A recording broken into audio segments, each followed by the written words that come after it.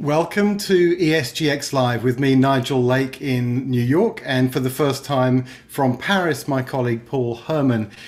For ESGX Live, the community for education and information to inspire collaboration and action on all things to do with sustainability.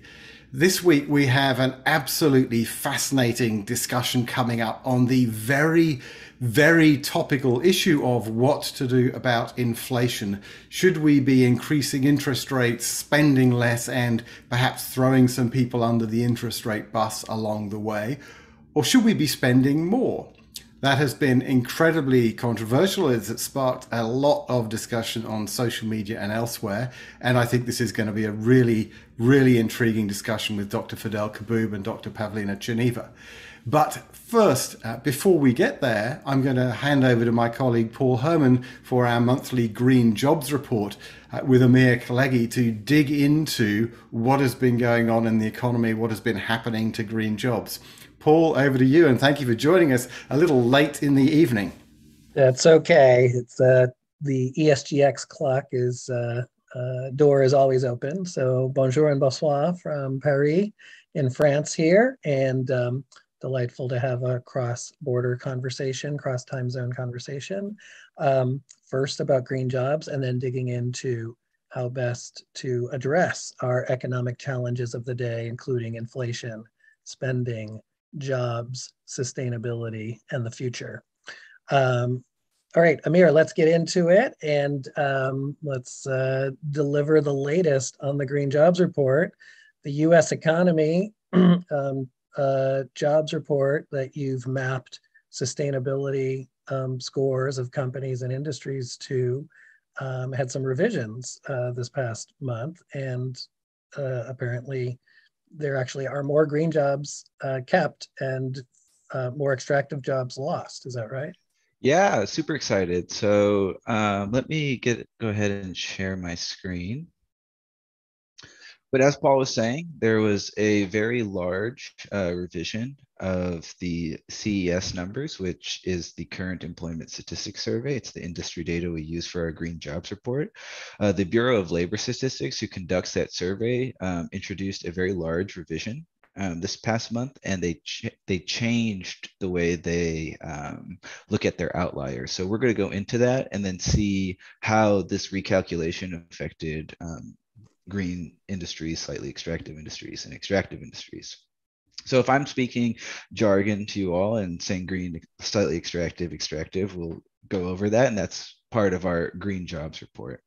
So for our monthly Green Jobs Report, we provide data-driven insights on greening the economy, and we do so by looking at over 2,000 HIP-rated US companies. HIP Investor rates companies on seven HIP pillars that focus on health, wealth, earth, equality, trust, products and services, and management practices. Once these pillars are rated and aggregated into an overall HIP rating for these over 2,000 US companies, we take those companies and cross-map them into the Current Employment Statistics Survey industry data using the North American Industry Classification System. And once we are able to successfully cross-map these companies to their respective industries, we're then able to provide a weighted industry HIP rating that has three buckets, being green, slightly extractive, and extractive. Great. So in the next 10 minutes or less, we're going to tell you what's happening in the economy. Right. I have a timer right next to me. I normally go a little bit over. It's too exciting. This stuff is too exciting. But so how hip is the economy? Every month we provide a graph here of the hipness or overall hip rating of the economy, indicated by the thicker green line at the top. Looking at the left axis, we can see that on average, the hipness of the economy sits around 32%, 32.2%, but it was actually revised up. So that's a relatively low score based on all the extractive and slightly extractive jobs that are in the company or that are in the US economy.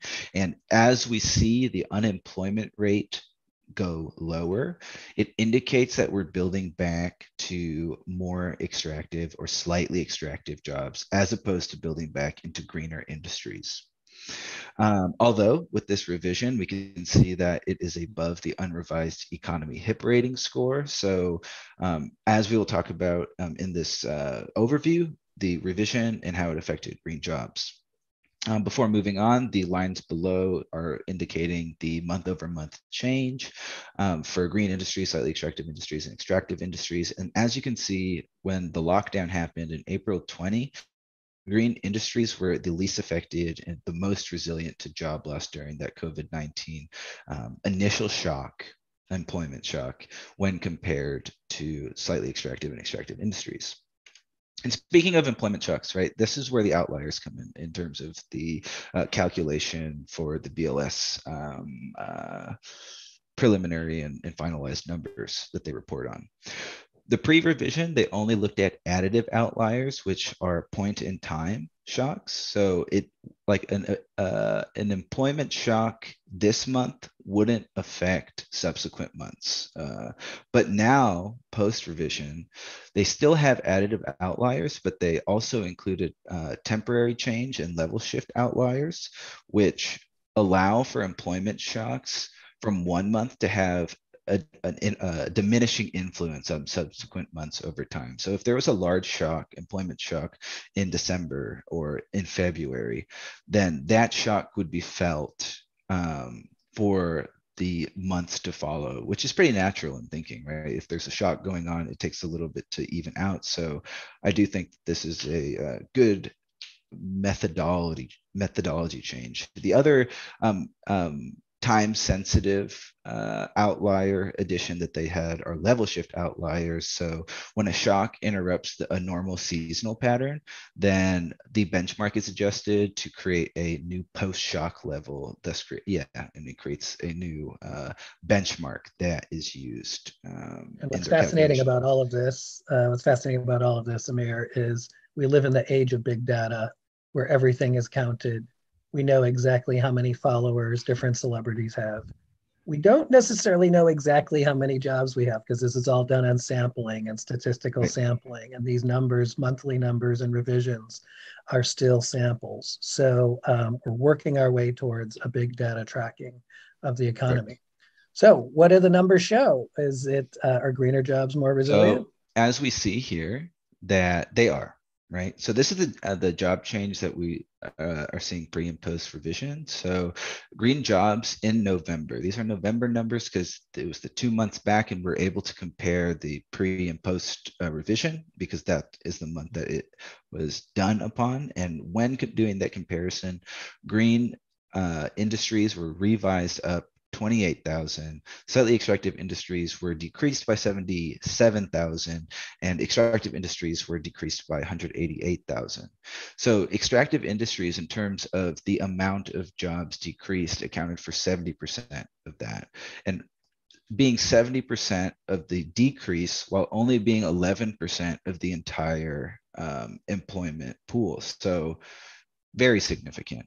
And if we go back to looking at the shock here, almost being reduced 17% extractive industries, and then going back to the definition of these temporary change outliers and level shift outliers, the shock was so great in these extractive industries from the job loss that it has subsequently affected its revision numbers, because the shock was so large that although a diminishing influence on subsequent months over time, it was still a large influence based on that, which it's showing itself when looking at these numbers here.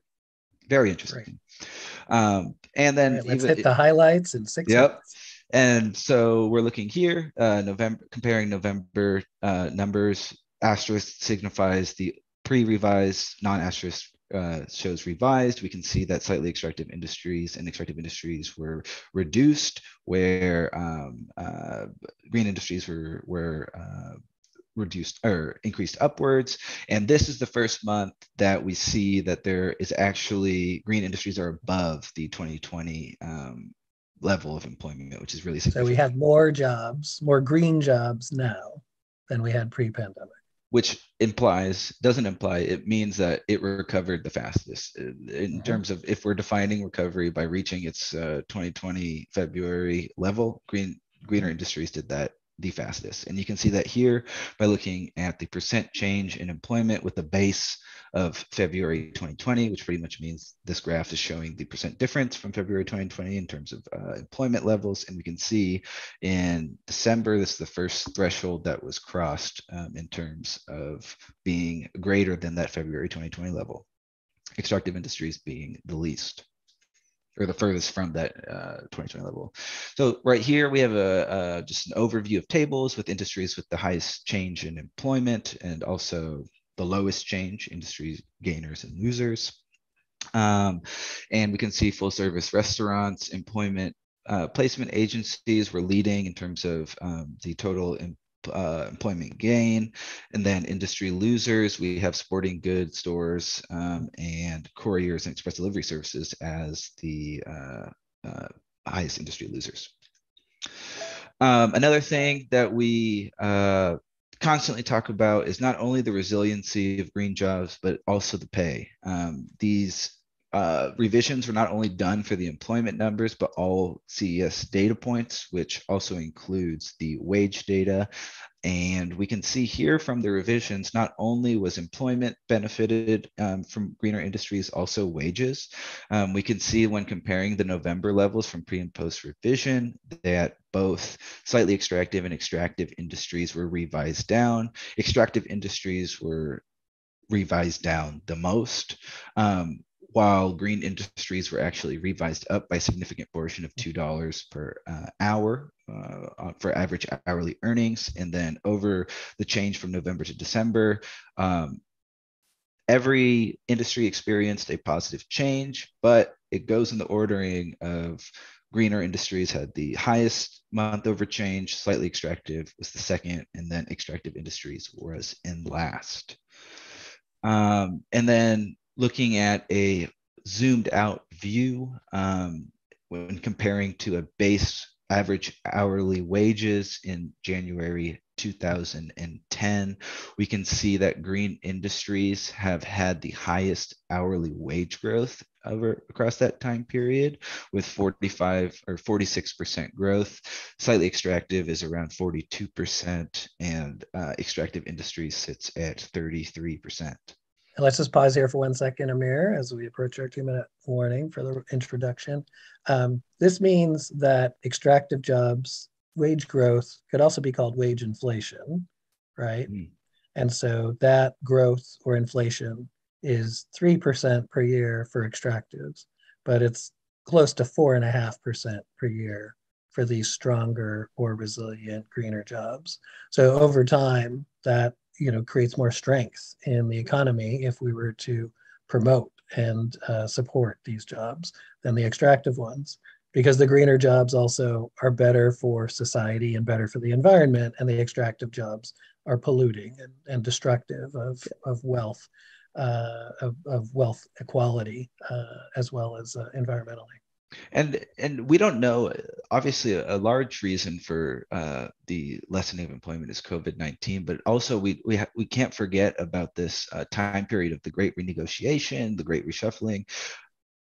More people are likely to quit from extractive industries due to the conditions that they face in those extractive industries. And we can see one of those conditions are a lower rate of pay and less opportunity for pay growth as compared to these greener industries as well. So yes, you are correct on that. It has the most stagnant wage since 2019. Not only having the most stagnant wage since 2010, it also has the least resiliency, or the most susceptible to job loss when worldly shocks happen in that way. So a final minute, and we'll get Pavlina on the stage here. Perfect. So quickly overviewing our analysis over high contact and low contact industries that mimic a analysis done by the St. Louis Fed. We can see that this is all with revised numbers, and low contact industries are now above the threshold in terms of when comparing the February 2022, not November, but December 2021 employment level. And we can see positive 242,000, whereas high contact industries is 2.2 million below. But when we are dissecting these levels or dissecting these high contact versus low contact and divvying them up by HIP rating, we can see that proportionally, industries that rate above 30 or have a higher HIP rating are more resilient or faster to recover or closer to that threshold of that February 2020 level, which we're indicating as quote unquote the recovery. And then, yeah, so that we're back at our number one graph, and super excited for this next topic we got going on. So thank you all for listening, and I appreciate those returning and those coming for the first time for stopping by and listening. Amir, thanks for crunching all these numbers. It's super insightful. And maybe as soon as next month, we'll also show you how the unemployment rate might differ among these different sectors as well. So these are tools that we can use to design economic policy and to make strategic choices, and encouragement for all companies to become more sustainable and our society and economy to be more sustainable. All right, great job, Amir. So I want to welcome to the stage Dr. Pavlina Chernova. She is the author of a book on the jobs guarantee, and today's topic includes the jobs guarantee and modern monetary theory. And we're going to address also our current situation of inflation rising and how we should address that. Should we address that by more government spending or less government spending? So Pavlina, welcome. Thank you. Good to be back. Great to have you back. Thanks for organizing your schedule. So, so what do you think? We have a lot of exciting developments in the economy today. What's going right and what could be better? Yes, I mean, it is unavoidable to recognize that we have gone through the shortest recession in post-war history. And what it took was very strong public sector, specifically fiscal support to the economy. Just 10 years ago, people remember the longest jobless recovery after the 2008 financial crisis. And our predominant focus was on monetary policy. And I think we woke up quite quickly to understand that we have firepower, we've got ammunition to be able to support the economy in what was arguably, the greatest kind of economic potential calamity that we had seen. Now, we have recovered, but, let's not oversell this. Although the talk of the town is that, jobs have recovered, we are at full or maximum employment. As your own work shows, we're changing the target, what we call full employment. We are still below employment levels prior to the pandemic. We're still short about 4 to 5 million jobs, depending on how you count. And we could talk about, how we measure the slack in the labor market. But even before the pandemic, if you recall, the central bank economists were still talking about slack, that the economy can still grow further. So now we are, not quite back to where we started. And yet you see how the mood is shifted. The conversation is that we have never seen this robust job growth in the post-war recovery. Even Chairman Powell in January's remarks stated that, by most indicators, this is one of the most robust recoveries. And people are seeing now what they haven't seen before. Prices rising, or at least they haven't seen since the 70s. Okay, prices rising meaningfully. Okay, so there are some meaningful shifts at the macro level. And I think what would be useful for us to talk about today is to address this question: was it the government that caused the inflationary problem? This has been the economist's position for a very long time, that government spending, if it is very large, it will create too strong aggregate demand, and that may prove inflationary. And we can go through this. There are, basically it's a theoretical package that the mainstream economists present. that argue that government spending is inherently inflationary. Now, here we've got this experience where in the United States, the government appropriated close to 27% of GDP, literally overnight, in spending power. We haven't seen that since World War II. And other governments mustered up, smaller amounts. Japan spent more than 50%. So really the question that, people are asking, is this, runaway inflation as a consequence of the government stimulus? And I think we need to very clearly articulate why that is not the case. I will, just point to a couple of stylized facts. Yes, when the private sector stopped spending, government replaced that spending power. But incomes, personal incomes, are no greater than they were prior to the pandemic. In other words, they are on trend. We have not accelerated purchasing and spending power in the economy to a degree to justify the argument that demand is way too strong. Right? We are on trend. We managed to bring the economy back to trend. What we are seeing is a whole lot of disruptions on the production side.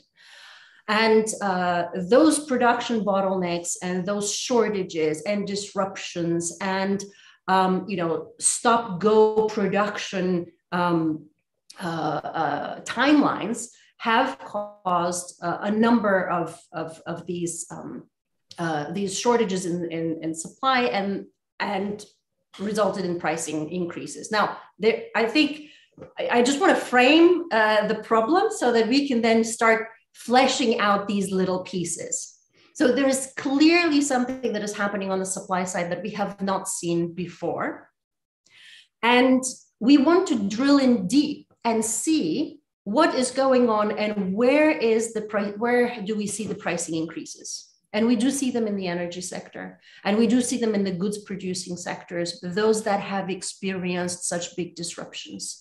We do see them in problems in supply chain and transportation. It has nothing to do with what the government has done. And so as the conversation on inflation moves forward, we may very quickly devolve into the old style kind of, magic thinking that just as long as you drop a lot of money onto the economy, that necessarily is going to chase few goods and create inflation. I think what we want to do is have a more nuanced analysis. Where are the difficulties in the economy? And do we really want to provide solutions that reduce incomes, reduce the public support to the macroeconomy, reduce employment? So I'm not sure how much more you would like me to go into right now. It might be useful to just have a conversation with Fadhel and flesh out what's the source of inflation, how do you fight it, what does the mainstream do, propose, recommend to fight inflation, what would be the modern monetary, the recommendation from the modern money perspective, which has garnered a fair amount of attention in even just the last few weeks. Excellent. Fadhel, that's your invitation. What's Thank causing you. inflation, and can it be fought, harnessed, or is it a good thing? Thank you, Paul, and thank you, Pavlina, for joining us today. So it's important for us to identify the actual sources of inflation pressure point instead of this kind of mainstream approach that we hear over and over again that says every time there's more government spending, more deficit, more spending on the most vulnerable population during the COVID crisis, on the unemployed, on the poor, on children, on people who have been displaced by the pandemic. Now all the blame by the mainstream is on that government spending. They argue that's what's causing inflation. And so the solution is this form of collective punishment of slowing down the economy, raising interest rates, reducing the fiscal spending in order to throw people essentially, as Nigel said, under the interest rate bus. And sacrifice people's livelihood. So the MMT approach has been very clear from the beginning that we have to identify the actual source of inflation. And pre-pandemic, there were 4 basic inflation pressure points working in the US economy. And with the pandemic, we've added a few more. So pre-pandemic, we have inflation pressure points coming from the housing sector, coming from education, energy and transportation, and healthcare. And when you identify what's causing that kind of inflation pressure point, it's 2 things. One is the lack of productive capacity, which is sometimes artificially entrenched in the system with abusive market power that creates socioeconomic exclusion. And the solution to that is not to raise interest rates or lower interest rates. The solution to that is to build more productive capacity, make those markets more competitive, more democratic. And you do that by investing more in productive capacity, which creates millions of jobs. And number 2, you tax and regulate that abusive market power out of existence. You democratize that market. So you spend more, not less, in order to tame the source of inflation, but you spend strategically in a targeted way that allows you to build more productive capacity and make those sectors more inclusive for citizens and for consumers. With the pandemic, of course, we've seen additional pressure points coming primarily from the COVID disruption itself, which disrupted production all over the world, shipping all over the world, and logistical capabilities all over the world. So that kind of inflation is not going to be, it's not going to disappear simply because the Fed and the ECB raised interest rates. If anything, it may exacerbate that inflation problem. So how do we deal with it? Number 1, you deal with the pandemic at the source, which is with the global effort to reduce the spread of the virus, reduce the possibility of development of variants, with vaccinations, with social distancing, with actual pandemic public health intervention on a global scale. Number 2, you deal with the logistical supply chain disruptions as a logistical problem, not as an inflation problem emerging from too much spending on the poor, the unemployed, and the displaced. So that's really in a nutshell the MMT approach to dealing with this inflation. Of course, you can do it not as a long-term strategy, because people say, well, how do I pay rent now? How do I deal with food shortages? So you deal with it in a couple of ways. You have to work on multiple fronts. One is tackle the sources of inflation and develop strategies for long-term taming of those inflation pressure points, one of which is actually decarbonizing the system and reducing the need for a fossil fuel imported energy. So you develop more locally produced resilient energy sources. Number 2, in terms of food, you start investing in local food and food sovereignty, especially in the global south. We see shortages now all over the place. Number 3, for immediate intervention, you do have to have fiscal spending at the lowest income levels primarily, but really we're talking also middle class now in most countries, in order to keep food prices affordable, in order to keep people well-fed and having access to the sources of the items that we're seeing inflating, including healthcare, including energy and transportation, and so on. So which means at the end of the day, it's actually more fiscal spending that will help people get through this inflation crisis. And long-term, it's more fiscal spending targeted at these areas. And finally, to close this parentheses here and to link to Amir's work and the green jobs work that we've been doing for the last couple of years, it turns out that it's a no-brainer. It turns out that the industries where we need most of the investment to build additional productive capacity, to improve people's quality of life, to tame sources of inflation, happen to be the industries that pay better wages, that are more resilient to recessions, that recover faster from recessions and pandemics. So we have this kind of roadmap that tells us this is the path out of an extractive economic system and into a more resilient system. And it happens to be a path that creates millions of good paying jobs. And it's the path that actually helps us tame the sources of inflation, democratize the system, and make for better quality of life for everyone. Super. So we have the chat going here. There's some active questions in the chat. One of them from Rob Parento actually asks about strategic investments in human capital. So, Dr. Pavlina, what are strategic investments in human capital that help advance the economy and advance well-being? What would be the big categories there? Oh, maybe I can answer this in a slightly different way. I Sure. think if I understood Rob's question is, can we have, and I don't know if it's the question that you were looking at, but can we have the policymaker have different measures to target in order to fight inflation, which we can all appreciate that people do not like inflation, and it is a macroeconomic concern that MMT shares. It is not just full employment, it's not just resilient economy, but it also stable prices, right?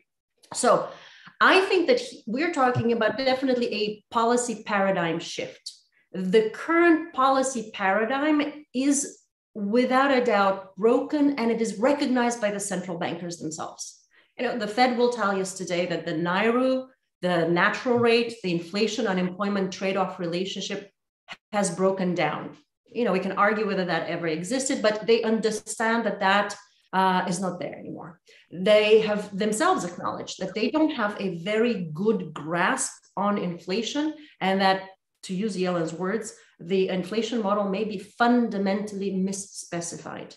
What does that tell us about a central banker who now makes announcements and statements that we need to raise interest rates to address inflationary pressures when their own models say that their transmission mechanisms are all over the place, right?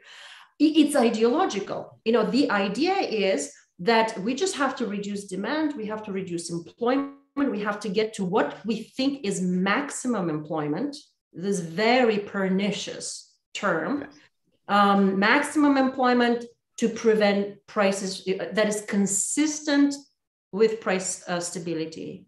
So what does that mean? If we see a little bit of inflation, then we have to increase unemployment. It's an unavoidable kind of logical conclusion to the mainstream model. MMT decidedly says, no, you can deal with inflation without sacrificing jobs, incomes, employment opportunities, and the like. So I think from that point of view, we have a different macroeconomic paradigm. We also tend to agree with Abel Lerner's statement. He says that, inflation is a case of mistaken identity, that, we typically experience inflation on the cost side rather than on the demand side, because again, in the Keynesian word, we are in a quasi-recession. We are constantly in a quasi-slump because we always maintain a pool of unemployed people as a buffer to inflationary pressures. So MMT just outright rejects this entire paradigm and says you can reach full employment, sustainable employment. I think really a meaningful contribution is kind of the environmental concern that this is not just pro-growth, this is not just everybody's working employment at all costs, but this is sustainable, meaningful employment towards the good life. And that we can deliver this with addressing price stability. So would we use input-output framework, for example, to deal with these inflationary pressures? It seems more sensible to me than what we're currently doing.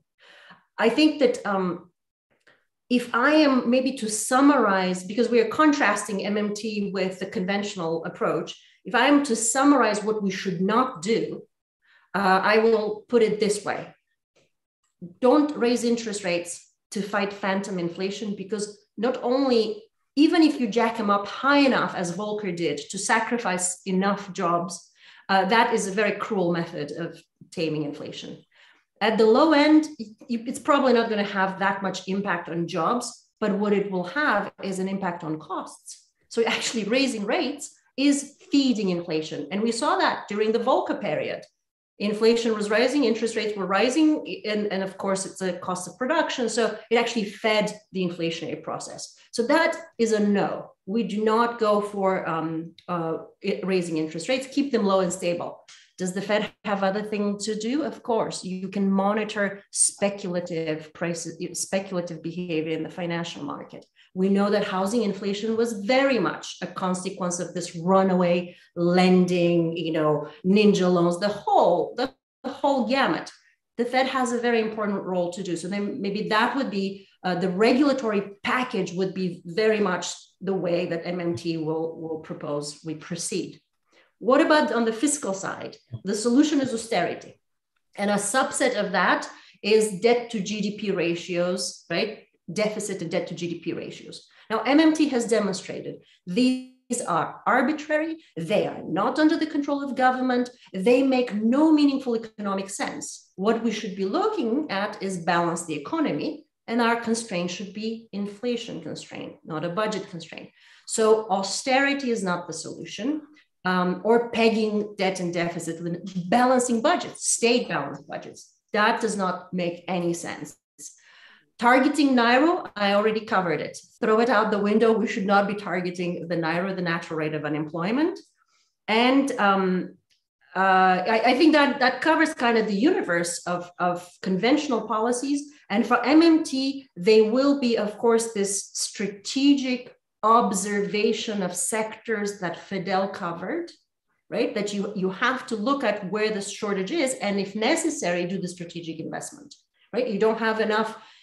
I mean, such a great piece by David Day in the American Prospects of how we have essentially just, really broken the supply chain system. Like we need more robust system, supply chains, investment in that. So energy independence, that's just as true for a developing country as it is true for a developed country, right? That's what we're talking about with the Green New Deal.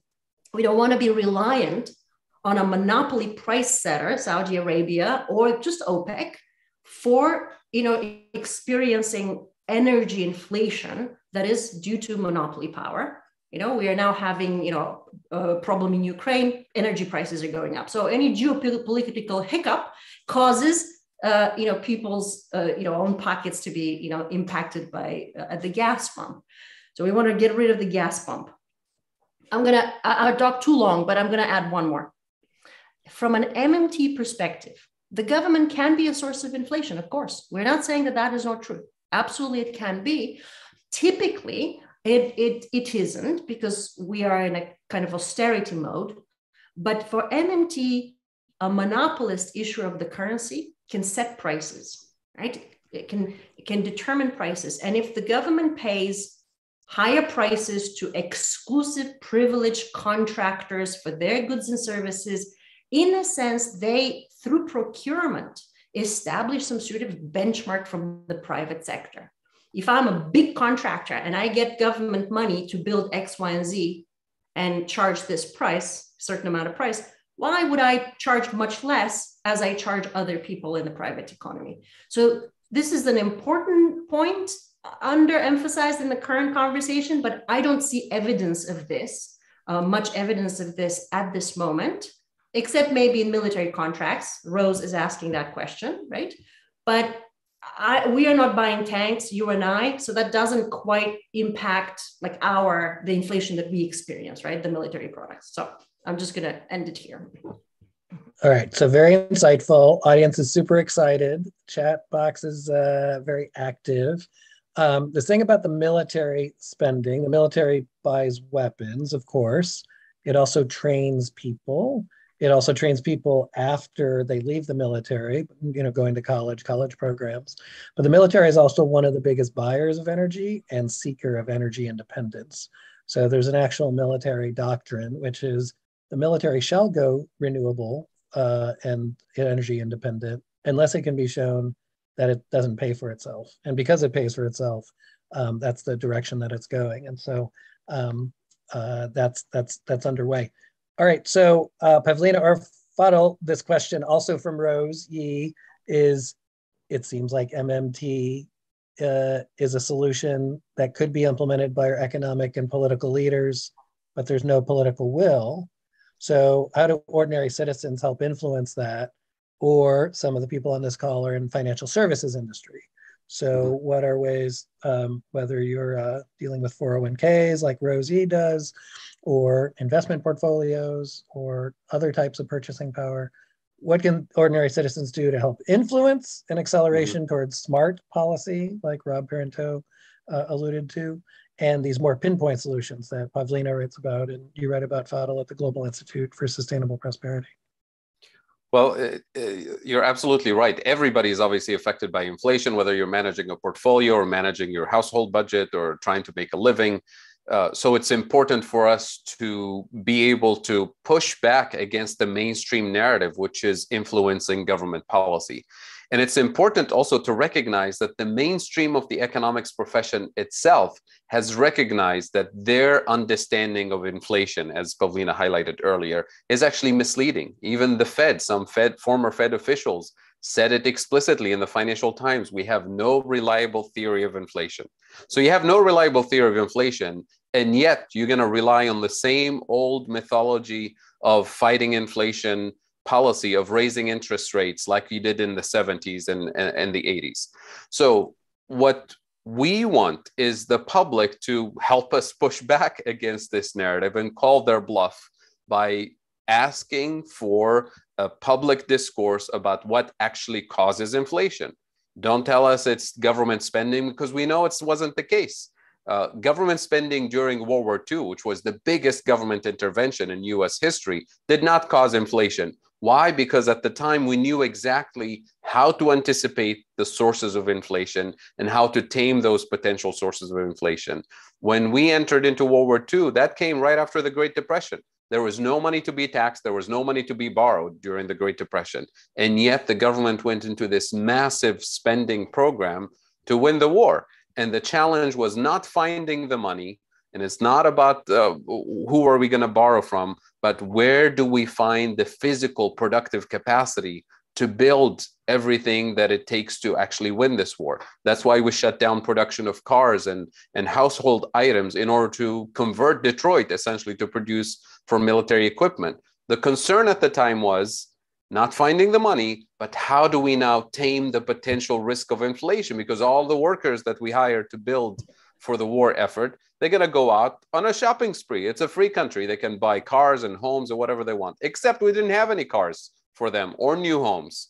So the concern was, how do we convince them to postpone their consumption until after the war? And that's where selling those freedom bonds or war bonds was not there to fund the war. It was there to help us postpone consumption until after the war. And guess what? After the war, Detroit went back to producing cars, and we went back to building homes. And Boeing itself converted its productive capacity to produce furniture for the new homes that we built. So we know how to manage inflation. We know how to set the priorities straight without throwing people under the bus, without losing freedom or losing the war in the context of World War II. This is what we need to be doing today. Set the priorities straight in terms of what are the key areas of strategic investment that will create millions of jobs and help us decarbonize the system and help us get out of the pandemic situation without exacerbating inflation pressure points. And everything that the mainstream is suggesting today is not only not going to touch the sources of inflation pressure points, but it's actually going to exacerbate it. As Pavlina said, when you raise interest rates, you're going to raise the cost of doing business across the board. And when you're not touching the abusive market power of pharmaceuticals, of real estate companies, of the logistics and shipping companies that are charging now 5 and 6 times more than pre-pandemic simply because they can. If you don't touch their abusive market power, then you're not going to tame the source of inflation. We've heard it from so many CEOs and CFOs and on earning calls in the last few months. They're bragging about it. They're saying we're using the inflation scare tactic as a cover for our capacity to raise prices as much as we can during this time and increase our profit margins. They're saying it out loud. And yet the government is saying, here's what we're going to do. We're not going to touch your market power. We're going to cut spending on the most vulnerable people. We're not going to accelerate our fight for climate change and all of that. And we're going to hand the keys to the Fed to do the usual thing, which is raise the interest rate, slow down the economy, and kind of force us into a much slower recovery and potentially pushing us back into a recession if they do this consistently over the next year or two.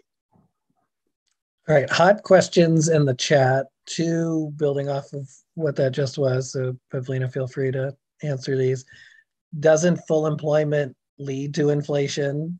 And is that good or bad or neutral from an MMT perspective?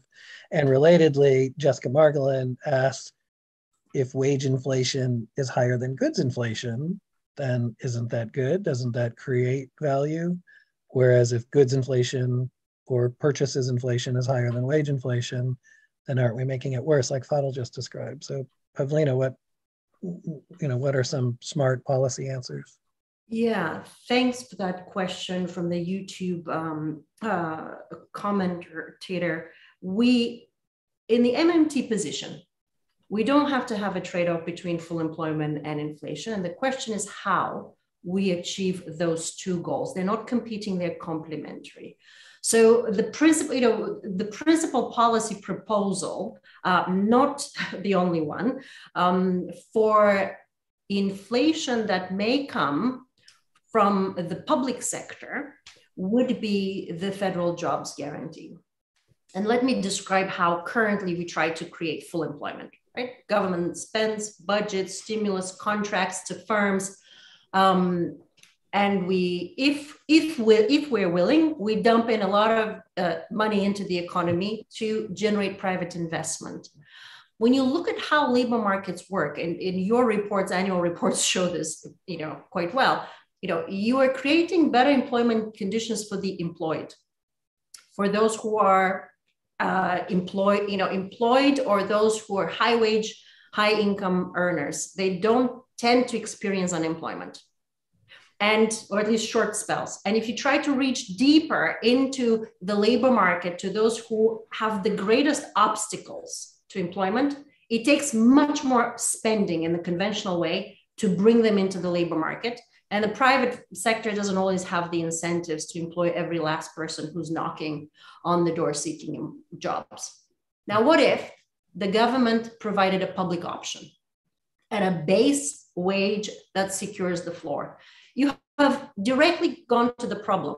There is an unemployed person. Typically, the unemployed people are concentrated at the low end of the income distribution, the most precarious employment and income conditions. So you've gone straight, directly targeted, hired them on the spot, provided the employment opportunity. The bang for the buck is far greater in this direct employment approach. And you have secured full employment just by virtue of having an open-ended, open door policy of full employment. Will that be inflationary? Well, the answer is no, because the policy itself increases when there's a lot of unemployment, when the economy is declining, and the policy itself reduces spending as people find other employment opportunities in the private sector. So automatically, government's contribution to the economy shrinks as the economy grows. This is what we call an automatic stabilizer. It's well recognized for other government policies. It's just we don't have an employment automatic stabilizer. So the job guarantee is the primary automatic stabilization tool. Could you have inflation consistent with the job guarantee? Yes, of course you can have inflation, but you have to look at what the source is. Could it be, again, disruption, supply chains? Could it be, energy prices, all of that, needed technology, environmental disasters? Yes, you can create, you can have inflation, but in the job guarantee is not going to help you with that. So you have to then turn to the kind of interventions that Fadhel is talking about.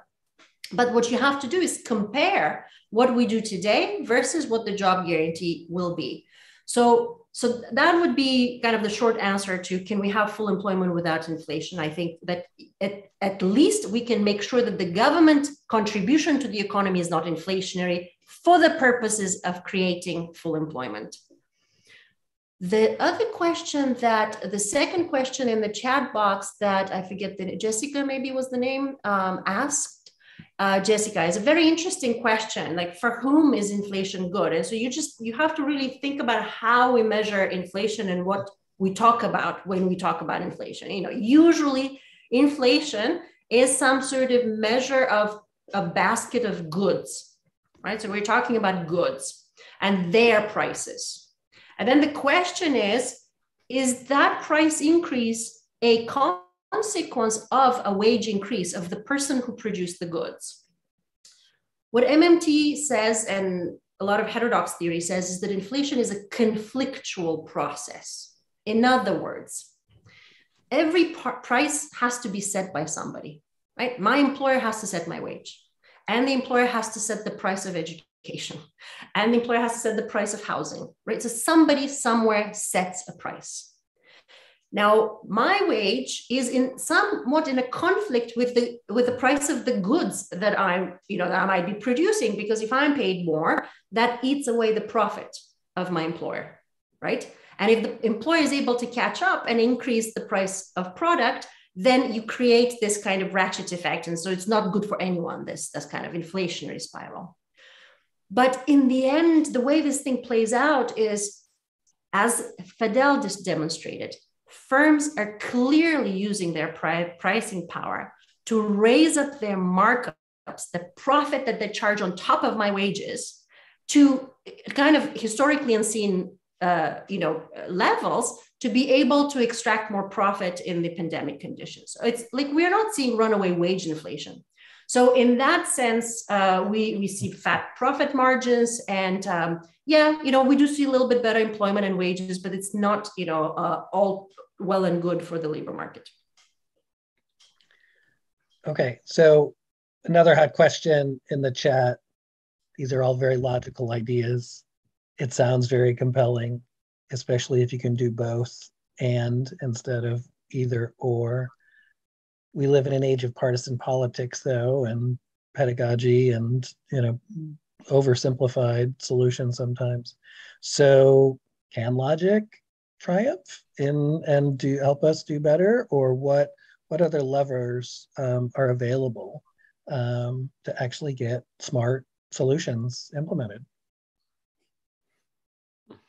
Very good question. I always say that it's really not a partisan issue, because both ruling parties sort of agree on the status quo.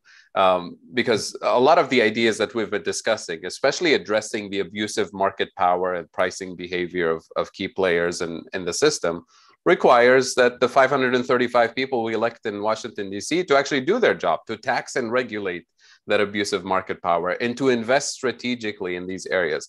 But will they bite the hands that feed them?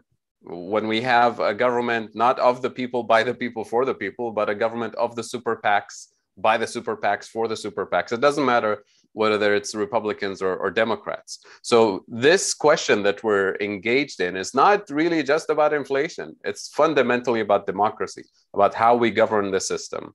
And they've decided we're not going to touch this thing we call inflation, and we're going to use what the gatekeepers of the system say, which is, don't worry about it. It's not your problem. It's the central bank's problem. So they deal with it. And the sources of inflation are outside the jurisdiction of the central bank. They're outside the jurisdiction of the Fed. They're in your jurisdiction, the fiscal policy side. They're just abdicating their responsibility, pretending that they don't know or they don't have the power to deal with it, when they actually do, and they're not willing to do it because it requires fundamentally resetting the distribution of income and power in the system towards the people, not towards the 1%.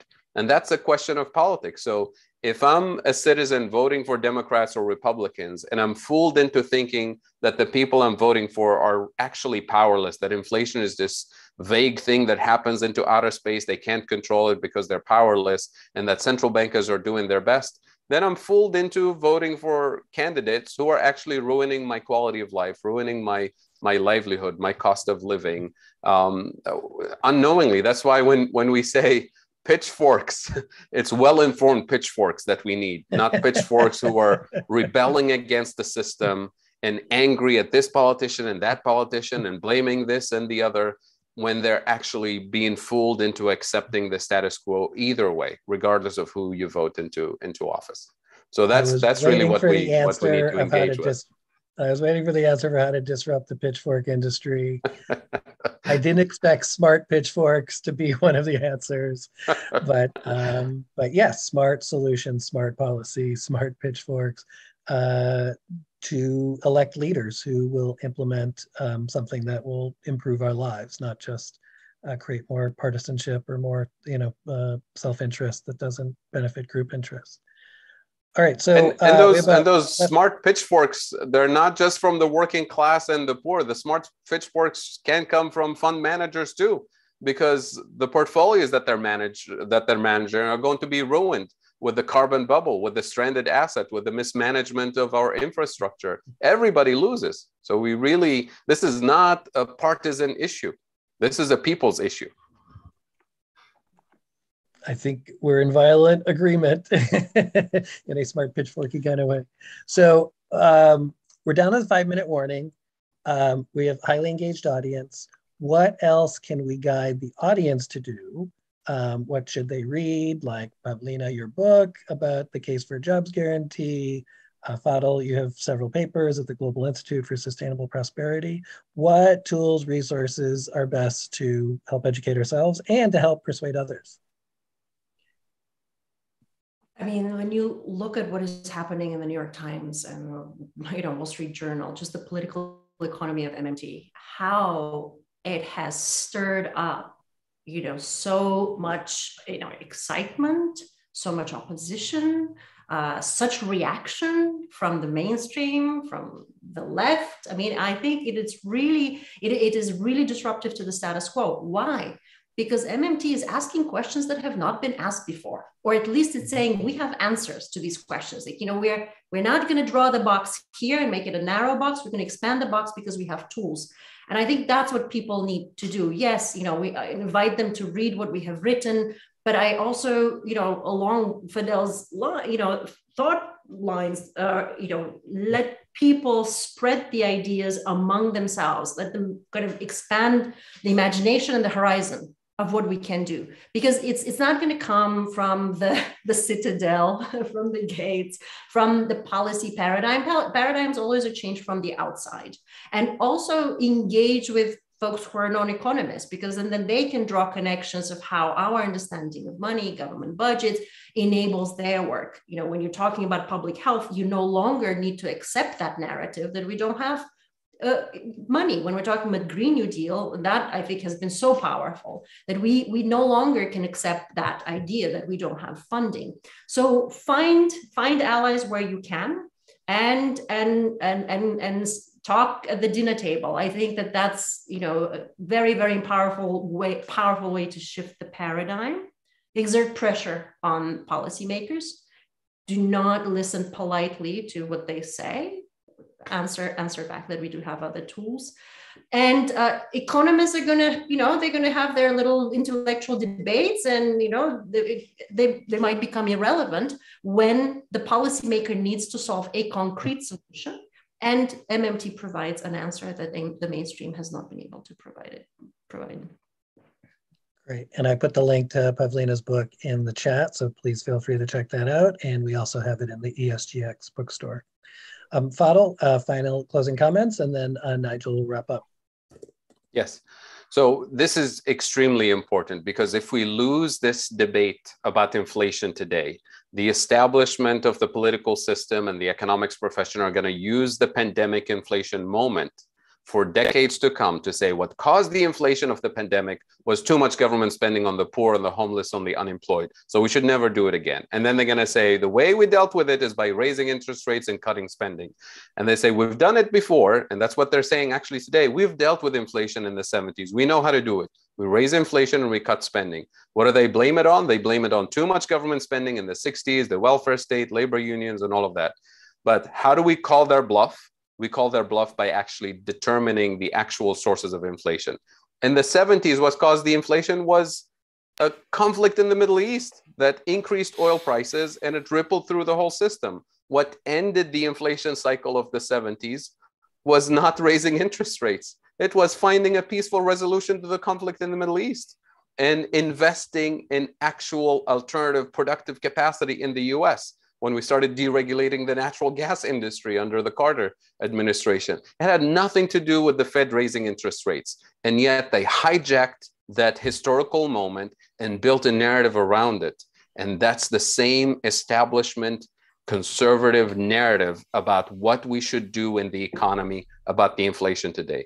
That's why it's so critical that we push back and call their bluff. So to answer your question, Paul, how do we push back and call their bluff? Educate, inform, empower, mobilize, and push back when they say, trust me, I used to be the Treasury Secretary and I know how to deal with these issues.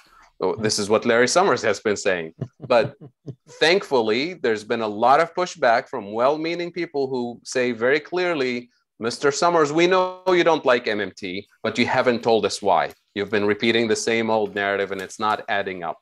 And listening to MMT economists, it sounds like they're making more and more sense. So that's really the turning point, I think, in this debate, is keep engaging with people who are actually looking for practical solutions, not just trying to reintroduce old paradigms that have clearly failed us on so many levels. Thank you, Dr. Pavlina Ternova. Thank you, Dr. Fadhel Kaboub. Appreciate all of your expertise, your academic research, your papers, publications, videos, and sharing your time with us today to educate us, to inform, and to lead us to take action. We're going to wrap up here for this episode. Please feel free to share this widely. There's a lot of you watching on YouTube. I want to thank Amir Khaleghi for the Green Jobs Report in conjunction with the Global Institute for Sustainable Prosperity and HIP Investor, and our producer, Nick Gower. Nigel, over to you.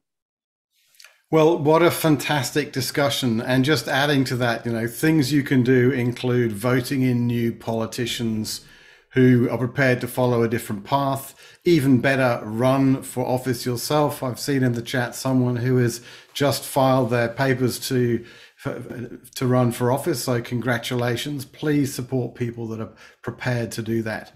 Looking ahead, we have some fascinating episodes coming up on the 8th of March, and this is International Women's Day, the 9th of March in APAC. We will be diving into science-based targets and the path to climate action with the very appropriate name, Zero Patience. There are still far too many places where nothing like enough action is happening.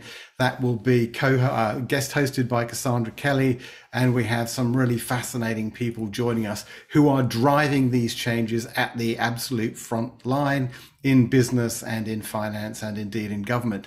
The week after that, we have Electric Dreams, where we will look at the future of electric vehicles and power storage, everything to do with decarbonisation of our energy system and transport systems. And as Fadhel said earlier on, an incredibly important part of the overall jigsaw. And that episode is on the 22nd of March. And then on the 29th of March, we have next month's Green Jobs Report, where we will also look at decarbonisation of the built environment, including some of the challenges related to diversity, equity, and inclusion, which I think will be essential to many of these things, but particularly in that area. So once again, thank you very much for joining us. It has been a fantastic discussion, and we look